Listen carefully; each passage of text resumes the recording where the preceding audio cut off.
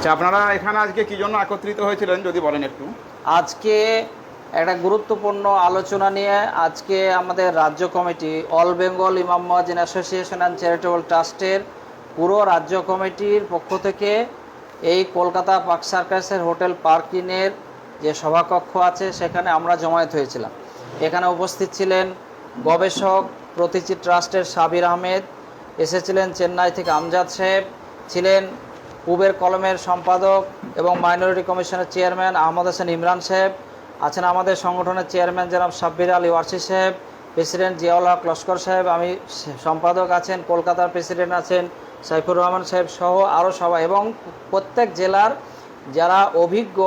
Database সম্পর্কে জানে এরকম ইমাম মুয়াজ্জিন কিছু সাধারণ ছেলে নিয়ে আমরা একটা গুরুত্বপূর্ণ ওয়ার্কশপ বা ট্রেনিংয়ের প্রোগ্রাম করলাম। এখানে এসআইআর বিহারের পর বাংলা এসআইআর হবে, অলরেডি নোটিফিকেশন হয়ে গেছে। এইখান থেকে মুসলমান সম্প্রদায় এসটি এসসি ওবিসি যারা তারা যেন কোনো সমস্যায় না পড়েন সেই সম্পর্কে আলোচনা এবং ডাটাবেস রেডি করা হলো, এবং সিদ্ধান্ত হলো যে প্রত্যেকটা মসজিদের ইমাম সাহেবকে সমস্ত ডাটা কারেকশনের সিস্টেমটা বলে দেওয়া হবে যেন কেউ বিপদে হয়রানিতে না পড়ে, এবং গভর্নমেন্টের যে সিস্টেম আছে সেই সিস্টেমগুলো ইউজ করা হবে, যে ফ্রিতে যেগুলো হচ্ছে বিএসকে আছে, অন্যান্য জায়গা আছে। মূলত ইনফরমেশনগুলো আমাদের ইমাম সাহেবরা প্রত্যেকটা মসজিদ থেকে দেবে, তার জন্য তাদেরকে এই ব্যাপারে নলেজ দরকার, সেই ট্রেনিংটা আজকে হলো।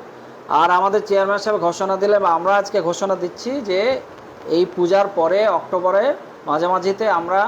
কলকাতার মহাজাতি সদনে আমরা বড় করে প্রায় 2000 ইমাম আলেম নিয়ে আমরা ওখানে একটা গুরুত্বপূর্ণ ওয়ার্কশপ করব, সারা বাংলায় সেটা ছড়িয়ে পড়বে, এবং বাংলার এই 3 কোটি মানুষ যেন কোনো বিপদে না পড়ে, এবং এসটি এসসি যারা আছে তারাও প্রায় 2 কোটি 2.5 কোটি আছে, তারাও যেন কোনো সমস্যায় না পড়ে। এই স্পেশাল মানেই হচ্ছে ওদের কোনো একটা কারণ আছে, কারণ ইলেকশনের কাজ তো সারা বছরই হয়, কিন্তু স্পেশাল নাম দিয়ে কেন হচ্ছে, তার মানে এটা আরএসএসের বা কেন্দ্রের যে সরকার আছে বিজেপি, তাদের মাথায় অন্য একটা ভূত খেয়ে আছে পরিষ্কার, যে এরা হয়রানি করবে।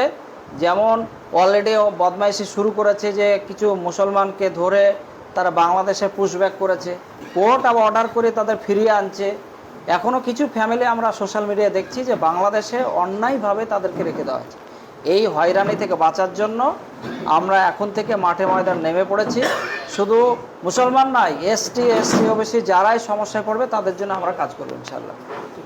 আচ্ছা, আপনারা মসজিদ ওয়াইজ যে ক্যাম্প করবেন সেখানে যারা দায়িত্বে থাকবে আর কি, তারা পার্মানেন্টভাবে কি পরিষেবা দিতে পারবেন, না আপনারা সপ্তাহ ভিত্তিক বা মাঝে মাঝে ক্যাম্প করবেন এরকম? না, আমরা মসজিদ কমিটির সাথে কথা বলে ইমাম সাহেবকে ট্যাগ করে, যুবক ছেলে যারা ভালো কম্পিউটার জানে তাদেরকে ট্যাগ করে প্রত্যেকটা মসজিদ ভিত্তিক একটা করে যেন ল্যাপটপ থাকে, এবং সেখান থেকে ইনফরমেশন শেয়ার করবে তারা, কারেকশনের সিস্টেমটা বলবে, কেউ হয়রান যেন না হয়। আর কাজটা তো মূলত গভর্নমেন্টের যে সেক্টর আছে, অর্থাৎ বিডিও অফিস, এসডিও অফিস বা অন্যান্য যে অফিসগুলো আছে তারাই করবে, কিন্তু এই হয়রানি রুখতে প্যানিক যেন না হয় তার জন্য আমাদের এই সংগঠন আমরা অলরেডি